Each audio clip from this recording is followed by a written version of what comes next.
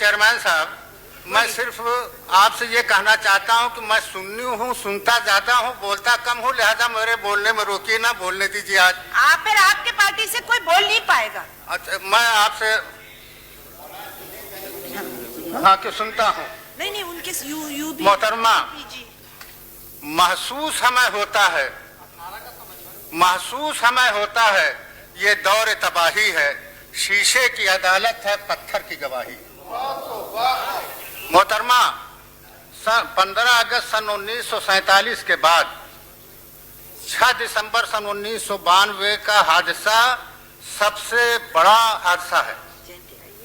अगर मैं ये कहूं कि 15 अगस्त 1947 से भी बड़ा हादसा है, गो कि मुल्क का पार्टीशन हुआ और फसादात का एक सिलसिला शुरू हो गया, लेकिन उस वक्त हमारे पास अदलिया नहीं थी, उस वक्त हमारे पास तजर्बाकार इंतजामिया नहीं थी, उस वक्त हमारे पास दोनों पार्लियामेंट नहीं थे। लेकिन 6 दिसंबर सन 1992 को जो हादसा हुआ, वो अदलिया भी थी, इंतजामिया भी थी और तजर्बेकार और दोनों पार्लियामेंट भी थे।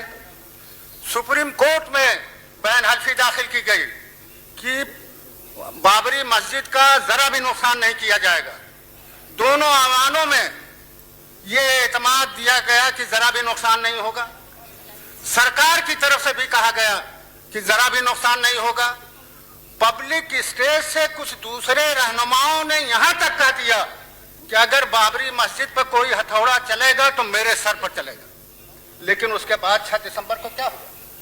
6 दिसंबर को पूरी की पूरी बाबरी मस्जिद नेस्त नाबूद कर दी गई। हो सकता है लोगों को इन बातों पर एतबार हो, लेकिन मुझको एतबार नहीं था। तेरे वादे पर जिए तो ये जान झूठ जाना कि खुशी से मर न जाते अगर एतबार हो। हमको नहीं एतबार था। हमने 3 दिसंबर को इसी हाउस में मोहतरम होम मिनिस्टर साहब से सवाल किया था कि 6 दिसंबर को वो मस्जिद को शहीद करें। अगर आप ना जानते हो कि पूरा सदन जानता है, पूरा देश जानता है, 6 दिसंबर को ये मस्जिद को शहीद करेंगे। आप सिर्फ हमको ये बता दीजिए कि उस मस्जिद को शहीद करने से आप कैसे रोक पाएंगे। सिर्फ एक ही क्लियरिफिकेशन उस पर मैंने मांगा था, लेकिन अफसोस कि अगर वो क्लियरिफिकेशन दिया तो उस पर भी पाबंदी से अमल नहीं हुआ। आज मैं अपने बीजेपी के भाइयों से ये पूछना चाहता हूं, क्या करना चाहते हो इस देश में? उन मसाजिद को मिसमार करना चाहते हो जिन मसाजिद में 15 अगस्त सन 47 के पहले दुआएं हुई थी कि ये मुल्क आजाद हो। उस कौम को फना करना चाहते हो जिस कौम के लोग जिलियान वाले बाग में अपना खून बहाए थे कि मुल्क आजाद हो। उस कौम को फना करना चाहते हो जिसने काले पानी की सजाएं, फांसी की सजाएं और सब सजाएं भोगी थी। और आखिरी बात बताना चाहता हूं कि मुस्लिम शायर अपने हुदूद से आगे चले गए थे। उन्होंने यहां तक कह दिया था कि गुलाम कौम का सजदा हराम होता। मस्जिद में उन्होंने कह दिया था कि जब तक तुम आजादी नहीं लेते तुम्हारा सजदा भी जायज नहीं होता, लिहाजा पहले जंग जहद आजादी के वास्ते लड़ो। उस कौम को फना करना चाहते हैं, उसके तारीखी वाकयात को आप मिटाना चाहते हैं।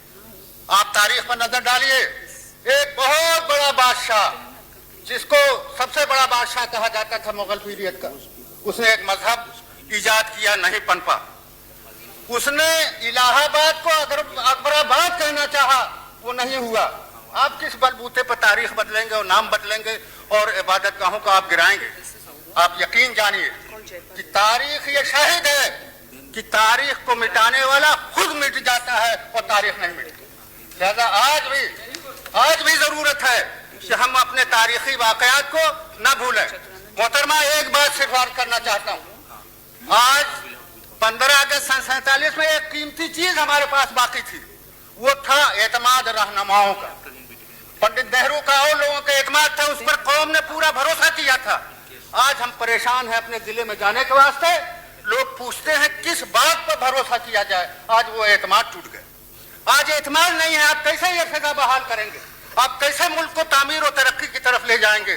जो सबसे बड़ा खसारा हुआ इस मुल्क में वो एतमाद का खो देना हुआ। मैं फिर आपसे अर्ज करना चाहता हूं कि एतमाद बहुत बड़ी चीज है। मुझको याद है तारीख का वो पन्ना जब वार ब्रिटिश ने इस मुल्क में जुल्म किया था, तो ब्रिटिश पार्लियामेंट में इम्पीचमेंट ऑफ वारेन हेस्टिंग की हिस्ट्री लिखी गई थी। मैं तवक्को करता था कि इस वाक़े के बाद सब लोग मिलके न किसी पार्टी का नाम लेते, न किसी के भूल और चूक का नाम लेते, न किसी की दगाबाजी के नाम लेते, लेकिन आज पार्लियामेंट से हमको ये हथियार मिल जाता कि सबने मिलके इम्पीचमेंट ऑफ वारेन हेस्टिंग की तरह से इम्पीच किया है उन लोगों को जिन लोगों ने 6 दिसंबर सन 1992 को यह हादसा आया। आज हम किस मुंह से अपने मुल्क अपने जिले में जाएं? हम किस मुल्क में अपने भाइयों का एतमाद बहाल करें? कुछ तो आप हमको हथियार दीजिए, कुछ तो आप ऐसी सजा बनाइए जिस सजा में आओ जो हथियार लेकर हम जाएं। हमको कोई शिकवा नहीं है, हम इस हक में नहीं है कि सेंट्रल गवर्नमेंट टूट जाए, रहे सेंट्रल गवर्नमेंट। लेकिन आप खुद तो सोचिए कि आपने क्या किया। आपने हाउस में ऐलान किया और बीबीसी से ऐलान हो गया, मैं भी गवर्नमेंट में था, और अगर मैं होता गवर्नमेंट में तो कैबिनेट को बैठाया रहता, उस दिन 1 मिनट खसकने न देता कि मुमकिन हो पता नहीं कौन सा वाकया हो जाए। आप इंतजार करते रहे कि जब मस्जिद पूरी तौर से फना हो जाए तब कैबिनेट की मीटिंग हो। इतना इन लोगों पर तो भरोसा किया, हम लोगों पर नहीं भरोसा किया। जिसने 3 तारीख को, अगर वक्त नहीं है नहीं तो मैं पढ़ देता कि मैंने क्या कहा था। मैंने 3 तारीख को कहा था, साफ लफ्जों में कहा था कि इनके अक़वाल, अफ़आल, अमाल हर तरह से साबित है कि 6 अगस्त को ये ध्वस्त करेंगे उस मस्जिद को। आप सिर्फ बताइए 6 दिसंबर को आप सिर्फ बताइए क्या करना चाहते हैं। तो मोहतरमा, मैं फिर आपसे यह कहना चाहता हूँ कि जो रोल होना चाहिए था, 6 बजे तक बीबीसी से खबर आ गई, यहाँ खबर नहीं मिली, और उसके बाद फसादात का पहाड़ फूट पड़ा। कानपुर में मान लीजिए हमारे पास वाकयात हैं कि जब कानपुर में लोग गए शिकायत करने तो उन अधिकारियों ने कहा हमारा कोई ठीक नहीं, कई दिन तक रहेंगे। और खूब, जैसा कि अभी के मेरे एक दोस्त बता रहे थे, 2 मिनट खूब मुनज्जम साजिश के तहत जो है कानपुर को फसाद किया गया। भोपाल में हमको किसी ने बताया, पता नहीं कहां तक सही है, कि कार सेवक लौट के गए तो होम गार्ड की वर्दी पहन करके उन्होंने फसाद कराया। मैं एक चीज जानना चाहता हूं, आज मुल्क के सामने सवाल है, सूरत में कैसे हुआ, बंबई और महाराष्ट्र में कैसे हुआ? और महाराष्ट्र का आप आंकड़ा सामने रख लीजिए चौहान जी, मैं भी वहां से वाकिफ हूं। आजमगढ़ यूपी के सारे लोग, बहुत से लोग वहां हैं, उनके मरने, लूटने और जलने का सारा एक चार्ट बनाइए तो पता यह चलेगा कि वहां के जो सरकारी अधिकारी थे उनके अंदर शिवसेना के वो लोग थे जो नहीं चाहते थे कि नॉन महाराष्ट्रियन बंबई में रहें, उन्हीं को लूटा गया। मेरे गांव के औरतें और बच्चे जो कुछ नहीं कर रहे थे, पुलिस वालों ने जबरदस्ती उनको निकाल के शूट किया, उनकी दुकानों को जला दिया, उनकी दुकानों को लूट लिया। इसका क्या जवाब है? ये क्यों हुआ? ये कैसे हुआ?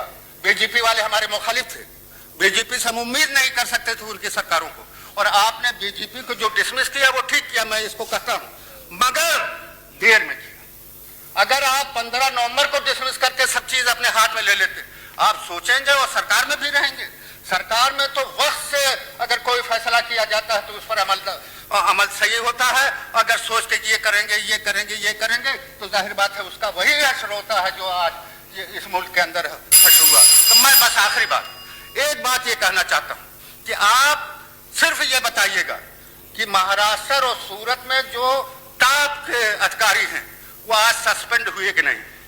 ट्रांसफर कोई चीज नहीं, अगर वो सस्पेंड हो गए हैं तो बताइए, उनको सारी जिम्मेदारी उनके ऊपर दीजिए। हम तो ये कहते हैं मुख्यमंत्री के ऊपर देना चाहिए, लेकिन अगर किसी मसले से आप नहीं देना चाहते तो उन अधिकारियों को बंबई और महाराष्ट्र या जहां भी आपकी सरकार। इसी के साथ आखिरी बात कहा कि मैं अपनी बात खत्म करूंगा। उत्तर प्रदेश में जो जिले अयोध्या के करीब थे उन्होंने कर्फ्यू नहीं लगाया, उन्होंने पूरी तौर से जिले को कंट्रोल कर लिया। खुद मेरे जिले में जब 6 तारीख को यह वाकया हुआ तो मैंने कहा कि आज पार्लियामेंट में जाना ठीक नहीं, आज मेरी खिदमत की जरूरत मेरे जिले के अंदर है। और एक वक्त आया कि पथराव और पीएससी दोनों तरफ से आ गई, बीच में मैं खड़ा हो गया। उनसे मैंने कहा तुम लोग को पीएससी और एडमिनिस्ट्रेशन से कहा कि एक कदम आगे न बढ़ो, गुस्सा है मैं शांत करता हूं। और उनके पास गया, मैंने कहा कि इस गुस्से से कोई होने वाला नहीं है, पूरे उसके साथ जो है अपने जोश को इस वक्त होश में बदल कर काम करना चाहिए। दोनों ने मेरे अपील को मंजूर किया। मैं ये कहना चाहता हूं कि अगर उत्तर प्रदेश में फैजाबाद डिवीजन में किसी जिले में किसी अधिकारियों ने बहुत हुस्न खूबी के साथ मामला बचा लिया है तो उनको इनाम देना चाहिए, उनको इनाम देना चाहिए। और जिन लोगों ने उसमें खास तौर से आजमगढ़ को सर फहरिस्त आना चाहिए, और जिन लोगों ने नहीं किया है उनको जो है बिल्कुल जितनी सख्त सजा होनी चाहिए उतनी सख्त सजा देनी चाहिए। आखिर में सिर्फ एक बात मैं कहना चाहता हूँ। You'll have to finish now. Please conclude. अच्छा, आपकी बात मान लिया साहब। अच्छा, now please, I'm going to call the next. Mr. Upendra. आखिरी बात कुर्बान कर। Mr. Upendra. Madam Vice Chairman.